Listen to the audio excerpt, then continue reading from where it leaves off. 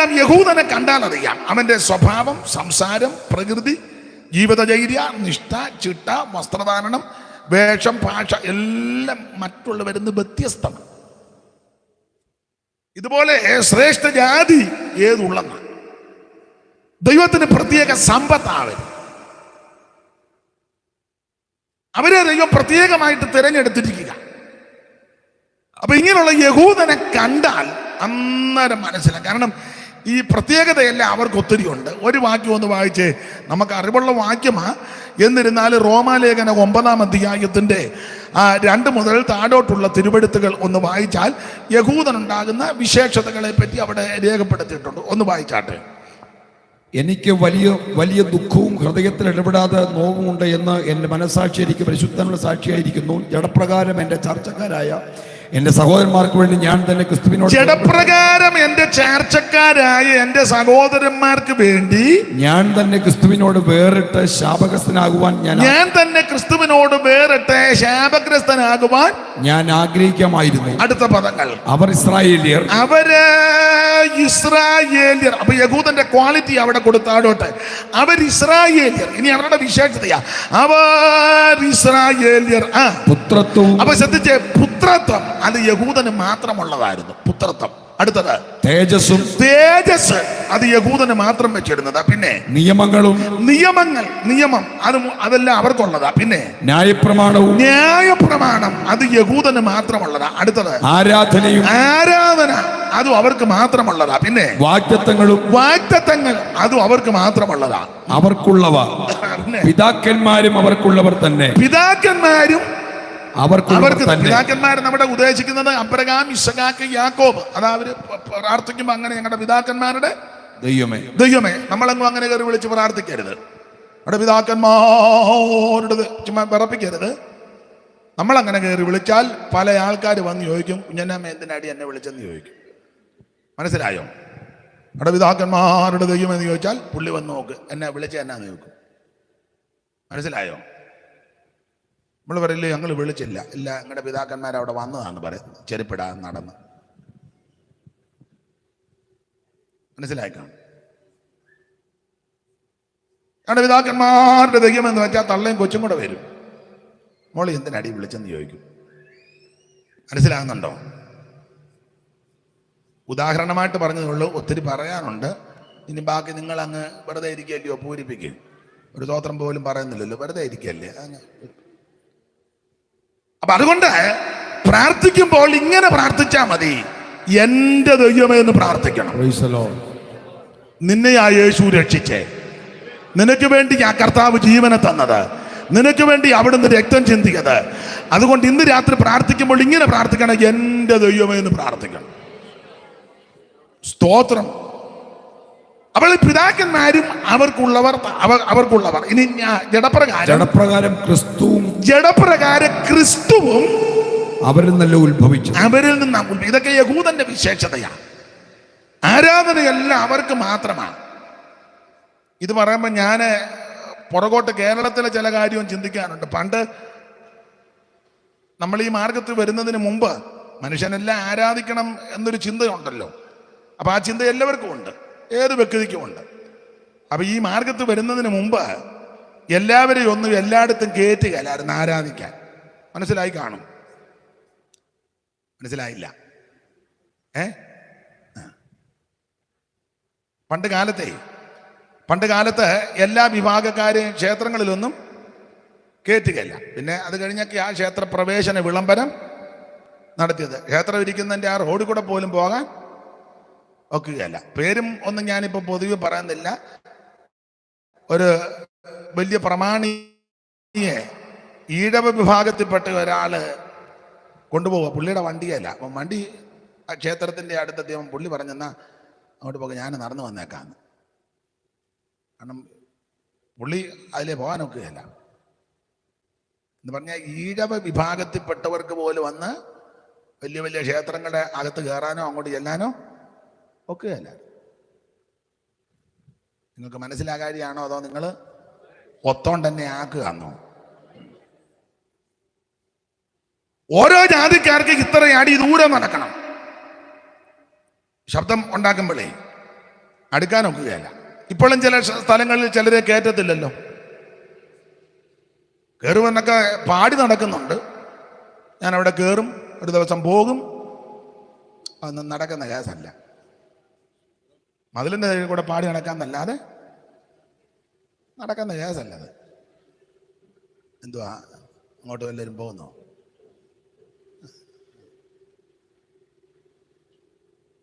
ഒരു ശബ്ദവും കേൾക്കാൻ മേല. അപ്പൊ ശ്രദ്ധിക്കുക, ആരാധനയ്ക്കോ അന്നത്തെ നിലയിലാണെങ്കിലും ചെന്ന് കയറാനും എടുക്കാനും ഒന്നും കാണാനും ഒന്നും ഒക്കത്തില്ല. എല്ലാ ഭാഗത്തേക്കും പോകുന്നില്ല. വിദ്യ അഭ്യസിക്കാൻ അനുവദിക്കത്തില്ല. അതുകൊണ്ട് വിവരമില്ല. വിദ്യാഭ്യാസം ഉണ്ടല്ലേ വിവരം ഉണ്ടാകും.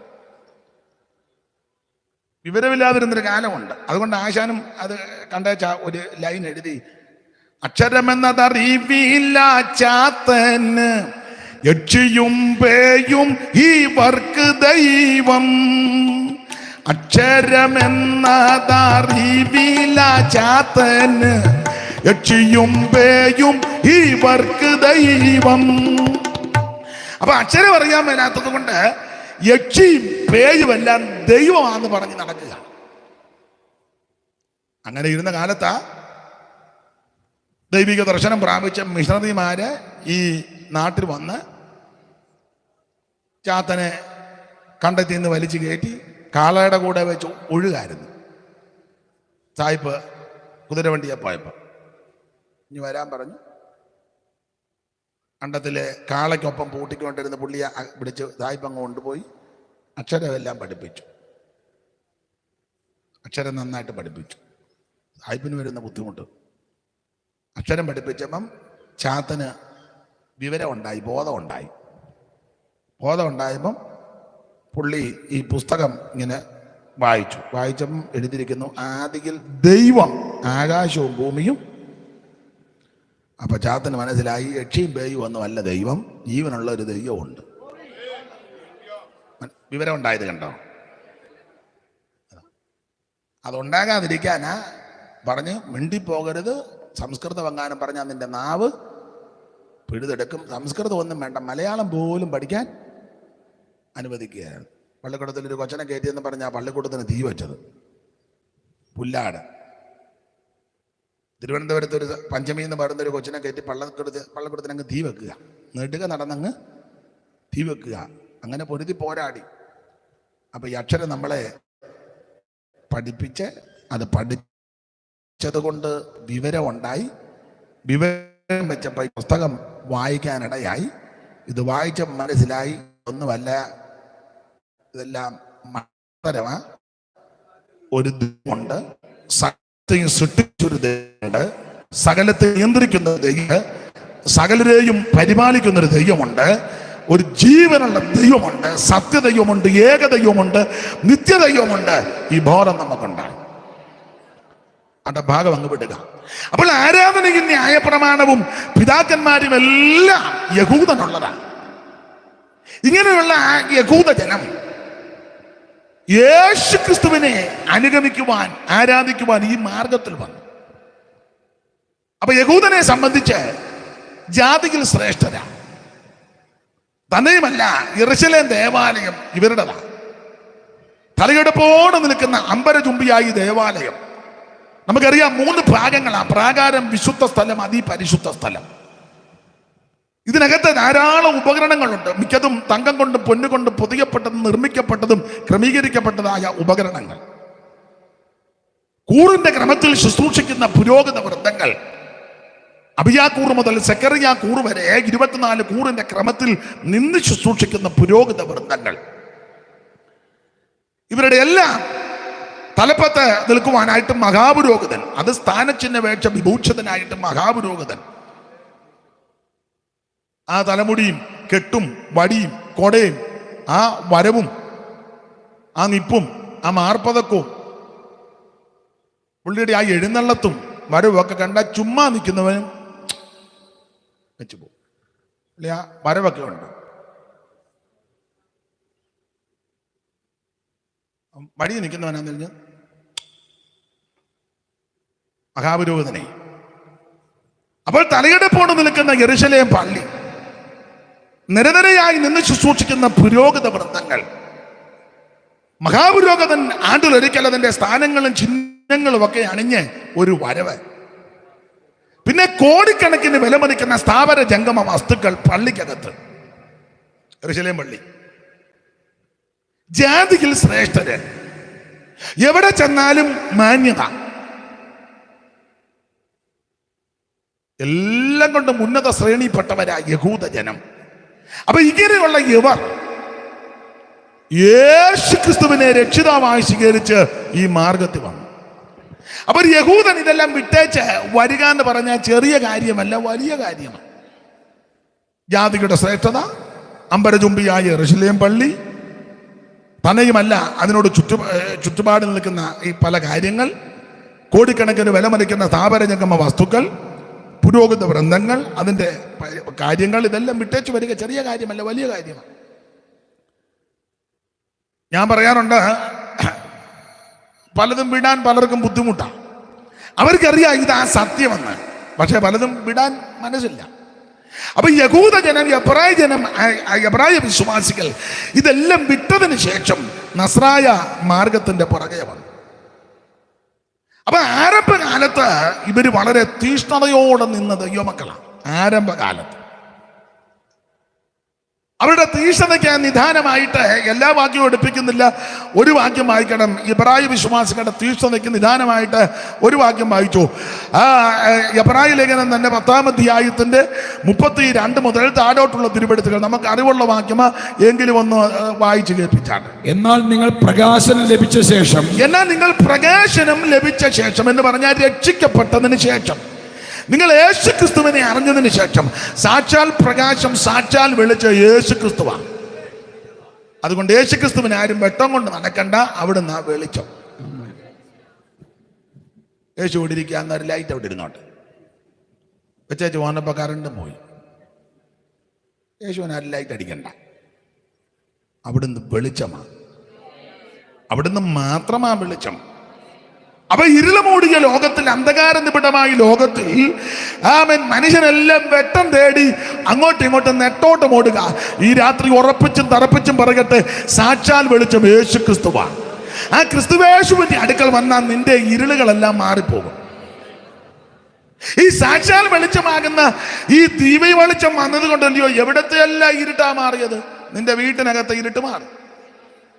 നീ കുടിച്ചു കൂത്താടി മതോന്മത്തനായ നല്ലൊരു ചട്ടിയും കലവും നിന്റെ വീട്ടിലില്ലായിരുന്നു, ഉണ്ടായിരുന്നോ? നീ കുടിച്ച് പണിക്ക് പോയാൽ 4 കാലയിലാണ് നീ തിരിച്ച് വന്നത്. അവസാനം റെയിൽവേ ട്രാക്കിലാണ് കിടന്നത്. എന്നെ അടിച്ചു. അയ്യോ, ആർക്ക് കലകം? ഒന്ന് പറ, നിങ്ങളൊന്ന് പറ. ആർക്ക് ആവലാതി? ആർക്ക് അനാവശ്യമായ മുറിവ്? ഞാൻ വിവരിക്കുന്നില്ല, നിങ്ങൾക്കറിയാമല്ലോ. ഇങ്ങനെ ലോകക്കാർക്കും നാട്ടുകാർക്കും ആർക്കും വേണ്ട, നിന്റെ കുടുംബത്തിൽ പോലും നിന്നെ വേണ്ടായിരുന്നു. എൻ്റെ ഭാഷയിൽ പറയും, ഒരു നല്ല ചട്ടിയും കലവും നിന്റെ വീട്ടിൽ ഇല്ല. ആകെ 2 മംഗലോ ഒരു പൊട്ടച്ചട്ടിയായിരുന്നു, അത് നീ എടുത്ത് അടിച്ചുടച്ചു. അല്ല, കുടിച്ച് ലക്ക് കെട്ട് വന്നപ്പോഴേ നിന്റെ വീട് അന്ധകാര നിബിഡമായ ഒരു ഭവനമായിരുന്നു. എന്നാൽ അന്ധകാരം മാറിയത് വെളിച്ചമാകുന്ന യേശു വന്നപ്പോഴാണ്. സ്തോത്രം. നീ രക്ഷിക്കപ്പെട്ട് കഴിഞ്ഞാൽ നിന്റെ വീട്ടിൽ നല്ല പാത്രമൊക്കെ, ചളങ്ങാത്ത കാലമല്ല, നിങ്ങൾക്കൊന്നും അറിയാൻ മേല. സ്തോത്രം. വീടിന്റെ ഇരുള് മാറിയത് വെളിച്ചമാകുന്ന യേശു നിന്റെ ഭവനത്തിൽ വന്നതുകൊണ്ട്. ഈ ദേശത്തിന്റെ ഇരുള് മാറിയത് സാക്ഷാൽ വെളിച്ചമാകുന്ന യേശു ദേശത്ത് ഉയർത്തപ്പെട്ടപ്പോഴാണ്. പട്ടണങ്ങളുടെയും രാജ്യങ്ങളുടെയും എല്ലാം ഇരുള് മാറണമെങ്കിൽ സാക്ഷാൽ വെളിച്ചമാകുന്ന യേശുവിനെ ഉയർത്തണം.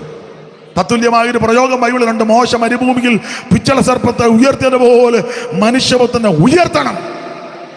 യേശു ക്രിസ്തുവിന്റെ നാമം, ക്രിസ്തുവേശു എവിടെ ഉയർത്തപ്പെടും അവിടെ അന്ധകാരം മാറും. അതുകൊണ്ട് യേശുവിന് ആരും വെളിച്ചമൊന്നും അടിച്ചു കൊടുക്കണ്ട, അവിടെ നിന്നാണ് വെളിച്ചം. അപ്പൊ ഇതാ വായിക്കുന്നത്, നിങ്ങൾക്ക് പ്രകാശനം ലഭിച്ച ശേഷം. അങ്ങനെ എഴുതിയേക്കുന്നത് വായിച്ചാട്ടെ. എന്നാൽ നിങ്ങൾ പ്രകാശനം ലഭിച്ച ശേഷം എന്ന് പറഞ്ഞാൽ നിങ്ങൾ ക്രിസ്തുയേശുവിനെ രക്ഷിതാവായി സ്വീകരിച്ചതിന് ശേഷം എന്നർത്ഥം. നിങ്ങൾ ഈ മാർഗത്തിൽ വന്നതിന് ശേഷം, അതാ അതിന്റെ അർത്ഥം. ശേഷം നിന്ദകളാലും പീഡകളാലും ഊത്തുകാഴ്ചയായി ഭവിച്ചും ആ വക അനുഭവിക്കുന്നവർക്ക് കൂട്ടാളികളായി തീർന്നും. ഇങ്ങനെ കഷ്ടങ്ങളാൽ വളരെ പോരാട്ടം കഴിച്ച പൂർവകാലം ആരംഭകാലം. അങ്ങനെ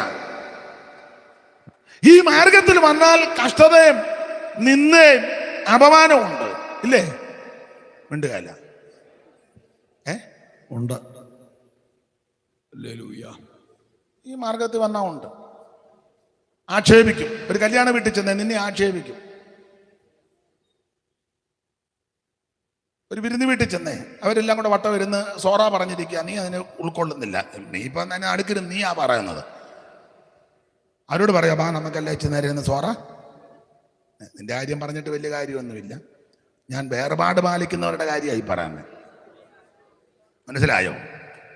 പെന്തിക്കോസുകാരുടെ കാര്യമല്ല ഈ പറഞ്ഞ, വേർപാടുള്ളവരുടെ കാര്യമായി പറയാൻ. അപ്പൊ അങ്ങനെയുള്ളവരെ ആക്ഷേപിക്കും, ഇല്ലേ? ആക്ഷേപിക്കും. അനിയത്തിയുടെ മോടെ 28 കെട്ട് ചേച്ചിയും കൂടെ വരാൻ പറഞ്ഞു, ഞാൻ വരുന്നില്ല. അതിനെ ഞാൻ പെന്തിക്കോസില്ല, അതിനെ കോസിനകത്ത് പോയാൽ 28 കെട്ടാൻ മേലേ. ഓ ഇല്ല, ഞങ്ങളത് ഉപയോഗിക്കത്തില്ല. എന്നാലും കൊച്ചുങ്ങൾക്ക് 28 കെട്ടുന്ന വാറതാനൊക്കെ ചിലപ്പോൾ ഇതിനകത്ത് കാണും. ചരട് മിണ്ടുന്നില്ലല്ലോ ആരും.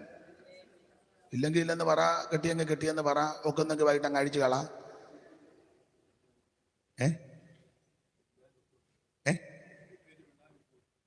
ആ ഞാൻ വേണ്ട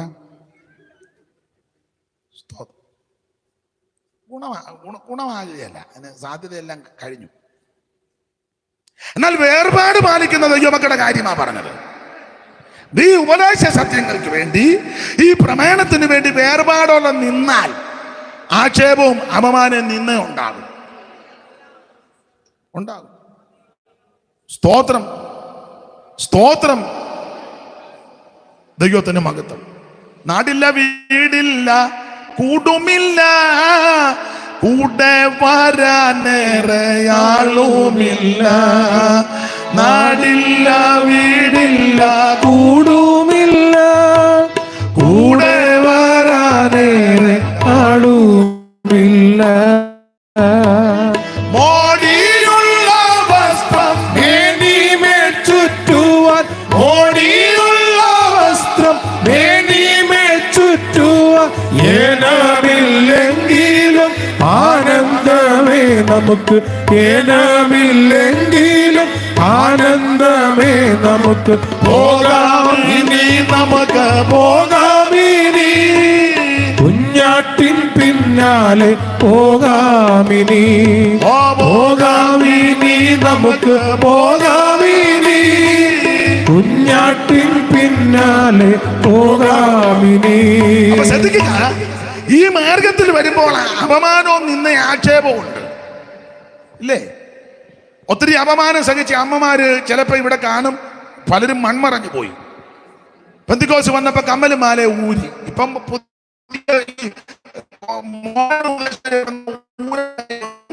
പട്ടണം വിളിച്ച് പ്രസംഗിപ്പിച്ചേക്കരുത്. ആ ഭ്രാന്ത് പിടിച്ചവനല്ല, ഇത് പെന്തിക്കോസാ. സ്തോത്രം. പട്ടുപിടിച്ചവൻ ഒത്തിരി ഉണ്ട്. നമ്മൾ പറയും പയ്യൻ അത് നമ്മുടെ പഴയ പാസ്റ്ററുടെ മോനാ, അവന്റെ ഭ്രാന്താ എന്നല്ലാതോ. എടാ, ഇതിന് വില കൊടുത്തവരുണ്ടെന്ന്. കമ്പലും മാല ഊരിയെന്ന് പറഞ്ഞ് ഇടി കൊണ്ട് ഊപ്പാട് വന്ന അമ്മയുണ്ടെന്ന്. അന്നേരം ആ വട്ടം കയറി പറയുന്ന ഊരുണ്ടെന്ന്. അങ്ങനെയൊന്നും സഭയ്ക്കകത്ത് കയറ്റിയേക്കരുത്. എന്നെ ഇങ്ങനെ സൂക്ഷിച്ചു നോക്കുന്നേ. വട്ടന്മാരൊത്തിരി ഉണ്ടെന്ന്. സ്തോത്രം. മിന്നി പൊട്ടിച്ചെന്ന് പറഞ്ഞ് ഇടി കൊണ്ട എത്ര അമ്മമാരുണ്ട് എനിക്കറിയാം. ഞങ്ങളുടെ കുഞ്ഞാങ്ങച്ചമ്മയുണ്ട്. പെന്തിക്കോസ് വന്നു, ആഭരണം അങ്ങ് ഊരി. വീട്ടിൽ ചെന്നപ്പോൾ ഇടിച്ചു. അവരാച്ച നല്ല ഇടിയായിരിക്കുന്നത്. അപ്പൊ കൊച്ചമ്മ എന്നോട് പറഞ്ഞാൽ, ഞാൻ അന്ന് 10-60 കിലോ ആണ് അച്ഛൻ, എന്നെ 19 കിലോ ഉണ്ട്, 80 കിലോയുടെ ഇടിയാ ഞാൻ എന്ന്. ഇടിയാ, ഇടടി എന്ന് പറഞ്ഞാ ഇടിക്കുന്നത്. ഏതാ പിന്നെ അച്ഛൻ പറഞ്ഞ എൻ്റെ ജീവൻ പോയാൽ ഇടുകയെന്ന് പറഞ്ഞു. അവസാനം വന്ന സംഭവം കൂടെ പറയാം. ഇടിച്ച അവറാച്ചൻ ഇതിനകത്ത് വന്നു, ഒച്ചമ്മ കിട്ടില്ല. ഈ മാർഗം അങ്ങനത്തെ മാർഗമാണ്. ഇതിനകത്ത് വാക്യം എങ്ങനെയാ? നീ അവരുടെ പക്ഷം ചേരുകയല്ല, അവർ നിന്റെ പക്ഷം ചേരുക. Praise the Lord. അപ്പൊ അപമാനവും ആക്ഷേപവും ഒക്കെ ഉണ്ടാകും. പണ്ടൊക്കെ അങ്ങനല്ലേ, പെന്തിക്കോസ്തുകാർ സഹോദരന്മാര് മീശ പഠിക്കും. ഇപ്പൊ അവൻ സഭായത്തിന് വന്നിരുന്ന് ഞെരടുക.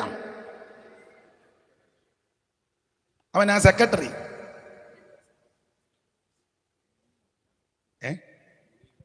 ആ മുടിയും വളർത്തി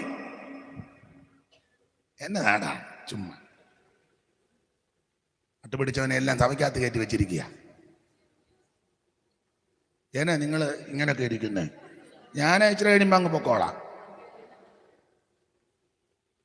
ഇതിനു വേണ്ടി നിന്ന സഹിച്ചവരുണ്ടെന്ന്, അപമാനം സഹിച്ചവരുണ്ട്, പീഡ സഹിച്ചവരുണ്ട്. അവര് കഷ്ടം സഹിച്ച് പീഡ സഹിച്ച് ഒത്തിരി നാളുകൾ പ്രാർത്ഥിച്ചത് കൊണ്ടാ നമുക്ക് ഈ മാർഗത്തിലേക്ക് വരുവാൻ ദൈവം അവസരം തന്നത്. Praise the Lord. അപ്പൊ ഈ മാർഗത്തിൽ വരുമ്പോൾ ആക്ഷേപം ഉണ്ടാകും, നിന്ന പരിഹസിക്കും. ഇല്ലേ? നിങ്ങള് ഇപ്പൊ പിന്നെ കുറച്ചുകൂടെ ഒക്കെ മെച്ചമായി തുടങ്ങി. കുറച്ചുകൂടെ വർഷങ്ങൾക്ക് മുമ്പ് നിങ്ങൾ ഒറ്റയ്ക്ക് വെള്ളയും സാരി ഉടുത്ത് അല്ലെ വെള്ള ഷർട്ടും ഒക്കെ ഇട്ട് മീശയൊക്കെ വെടിച്ച് വണ്ടിയിലൊന്ന് കയറിക്കുക, ഇരിക്കുന്നവരെല്ലാം നോക്കും. നമ്മളാണ്ട് മോട്ടിച്ചത് പോലെ.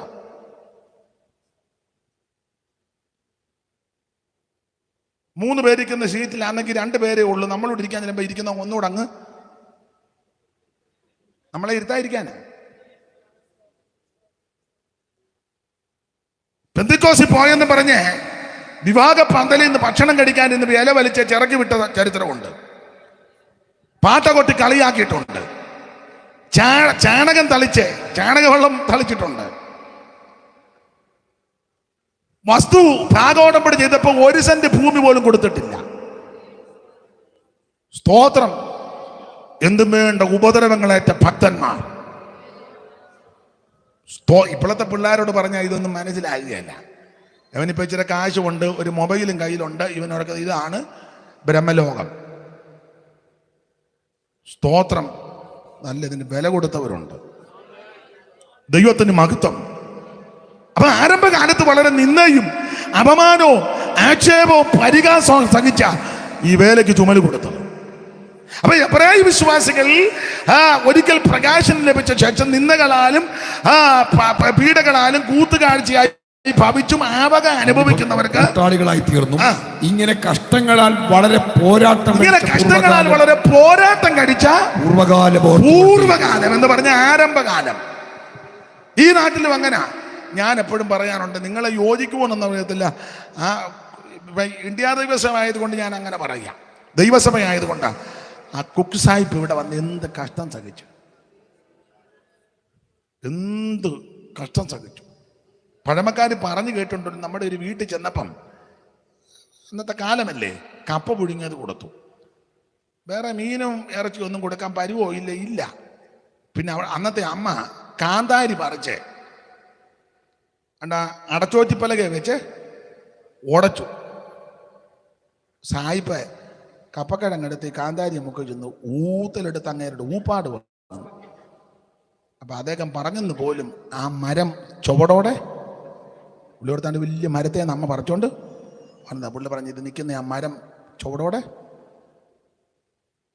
നമുക്ക് രസകരമായി തോന്നുമെങ്കിലും എന്ത് ബുദ്ധിമുട്ടാണ്. നാരകത്താനി യോഗം നടക്കുമ്പോൾ ഒരു ധനാഢ്യന്റെ വീടിന്റെ മുറ്റത്താ യോഗം നടന്നുകൊണ്ടിരിക്കുമ്പോൾ മഴ പെയ്തു. അപ്പോൾ ഒരു വിഭാഗം ആൾക്കാര് ആ ധനാഢ്യന്റെ വീട്ടിലോട്ട് ഓടിക്കേറി. മഴയല്ലേ, ഓടിക്കേറി. സായിപ്പ് സ്റ്റേജിൽ നിൽക്കുക. സ്റ്റേജിൽ നിന്നും പറയാൻ ഒക്കുകയല്ല. ഒരു വിഭാഗം ആൾക്കാര് ധനാഢ്യന്റെ വീട്ടിലോട്ട് കയറി ഓടി മഴയത്ത്. ഒരു വിഭാഗം ആൾക്കാര് എരുത്തിലോട്ട് ചെന്ന് കയറി. കാലം ഓർക്കണം. അപ്പോൾ നടത്തിപ്പുകാർക്ക് ഒരു ചിന്ത, സായിപ്പ് എങ്ങോട്ട് ചെന്ന് കയറും? സായിപ്പ് ആ വീട്ടിൽ ചെന്ന് കയറുമോ, എരുത്തിലോട്ട് പോയി കയറുമോ? ആരും ചോദിക്കുന്നുമില്ല, മിണ്ടുന്നുമില്ല. ഇങ്ങനെ വളരെ അക്ഷമരായിട്ട് ഇങ്ങനെ നോക്കി നിൽക്കുക. അപ്പോൾ വന്ധ്യനായ ആ നല്ല മനുഷ്യൻ, മിഷനറി, എരുത്തിലോട്ട് ചെന്ന് കയറി. അതാ പെന്തിക്കോസ്. നിങ്ങൾക്ക് ഇതൊന്നും മനസ്സിലാകാഴിയാണോ? സ്തോത്രം. ഞാനോ നിങ്ങളോ ആയിരുന്നേലോ ആ വലിയ വീട്ടിൽ കയറിയവനോട് പറയും, ഇറങ്ങിപ്പോടാ, ഞാനിവിടെ ഇട്ട് കയറാൻ പോവാ. ഈ അവരുടെയൊക്കെ ദർശനം വലുതാ. സ്തോത്രം. അപ്പൊ ഇങ്ങനെയൊക്കെ നിന്നേ അപമാനവും സഹിച്ച അവിടുന്ന് പിന്നെ ചരിത്രം, നിങ്ങൾ ചരിത്രം പഠിക്കുന്നവർക്കറിയാം, നാരകത്താനിന്ന് രാത്രി റാന്തൽ വിളക്കം തൂക്കി സായിപ്പ് നടന്ന് കുമ്പനാട്ട് വന്നെന്നാ. അന്ന് വെള്ളിക്കര ചോദിയുടെ വീട്ടിലാ വന്ന് കയറിയത്. രാത്രി അവിടെ വന്ന് പാർത്തു. സ്തോത്രം. ഞാനിത് സൂചിപ്പിച്ച എന്താന്ന് ചോദിച്ചാൽ, അങ്ങനെ ഈ മാർഗത്തിന് വേണ്ടി നിന്നെന്നായി പറഞ്ഞത്. അത് ഇടയ്ക്ക് ഒന്ന് രണ്ട് കാര്യം പറഞ്ഞതേ ഉള്ളൂ. ദൈവത്തിന് മഹത്വം. അപ്പോൾ ആരംഭകാലത്ത്, പൂർവ്വകാലം നിന്നയും അപമാനവും ആക്ഷേപവും പീഡയും പങ്കപ്പാടും ഒക്കെ സഹിച്ച എബ്രായ വിശ്വാസികൾ ആരംഭകാലത്ത് ഈ മാർഗത്തിന് വേണ്ടി നിന്നത്. നമ്മളൊരു പഴയ പാട്ട് മിക്കപ്പോഴും പാടുമല്ലോ,